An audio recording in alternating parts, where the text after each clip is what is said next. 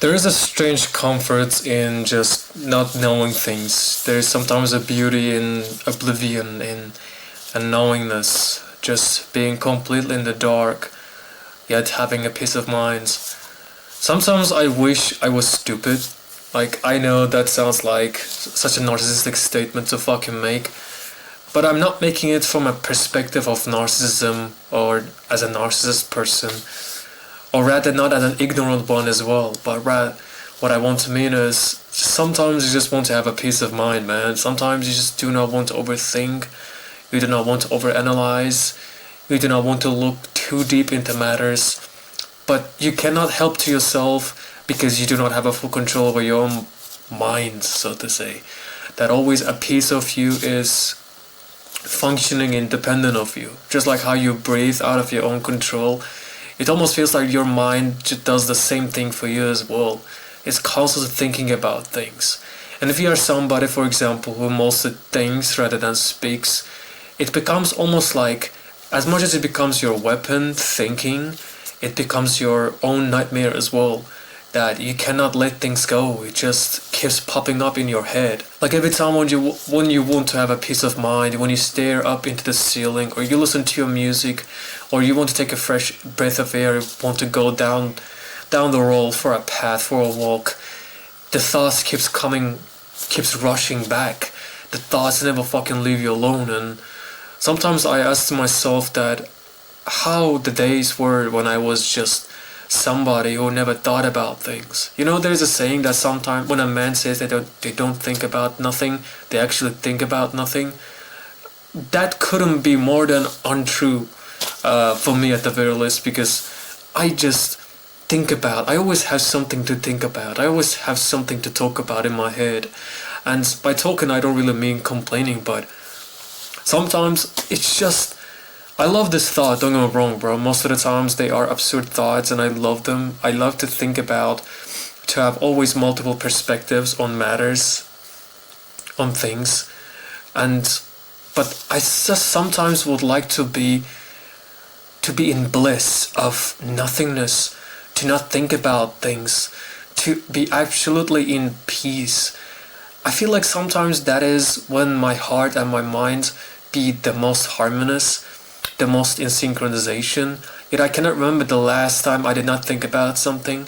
It's almost like the quietness, the silence is my enemy, yet I love it the most. I'm seeking it the most, I'm chasing for it the most. But that being said, man, it's just sometimes I just want to have a peace of mind. You do not want to think, overthink. You just want to live in the absolute darkness, and you are craving for it, you know. People say that the knowledge is power, but sometimes you just want to sacrifice that knowledge. And if you're somebody though who overthinks a lot, it will be your own torture. It will be like a devastating situation for you, that your curiosity will quite literally be the end of you. And you won't be able to do much about it, because if you tell to yourself do not think about it, you will just think about it even harder. Think of it like a reverse psychology. Think about it when I tell you that do not think about elephants, that you just think about elephants. Because your brain just does the all quite opposite of what it's been told. It doesn't really listen to you, does it? That's also the funny thing about it, that my brain do not really listen to what I have to say. You know, some people are terrified with silence, some people are terrified with void, some people are terrified with anything that is attached with, such as loneliness, and they will do everything within their power just to be not to be lonely. But though it's not really something that you can get rid of, because loneliness will always find its way back to you, no matter what. Even if you are not like lonely physically, you might be lonely mentally. Just the fact that you want to get rid of your loneliness is a clear sign that you are lonely up here in your mind. I know it looked fucking goofy when I did this, but I just had to point out to the obvious, to the brain. Sometimes we just fucking forget about it, don't we? That we have a fucking piece of machine up there that we cannot fully utilize it. Most of the times we fry that shit with some brain rot content, but it's a quite an intricate piece of machinery if you think about it, of a brain. And I don't know, man, like sometimes the silence is so attractive sometimes you crave the silence so much, you just will do anything to achieve it. And sometimes it's just the hardest things to achieve. Sometimes while you're looking for the silence, you make the most noise. You make the most, you create a chaos. You might create a chaos around you, or chaos within yourself. It feels like we are intertwined with this, like with silence and quietness, and our pursuit for it, and and the destruction that comes in our footsteps, or that we leave in our footsteps. And it's just an intricate matter, I do believe, that it's also quite interesting for me at the very least to say that, for me to say that sometimes I wish I was stupid and not overthink matters. Just be totally oblivious, live your life, not think about much. Because I sometimes wish not really to be happy, but the absence of sadness. Sometimes I wish for it.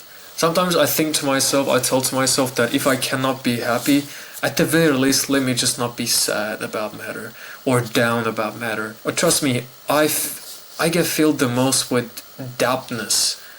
But within this body of surreality, I just cannot help but fight against it. And I keep reminding to myself that, look, it doesn't really fucking matter in which direction I go. It can be forward or backward, or left or right. But as long as I can take a step, even with my eyes closed, it's more than enough.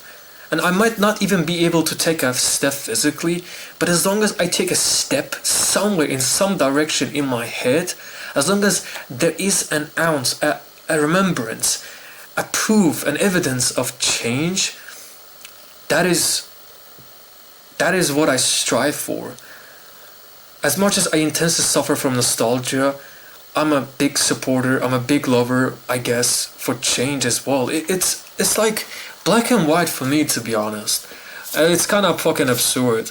And I do believe in that as well. Maybe it's because of the fact that it is absurd that I love it so much. That I am in constant state of suffer. And I am in constant state of mental just adventure. So that's it. My name is Rosado Painkiller. I create art and therefore create myself. I will talk to you later.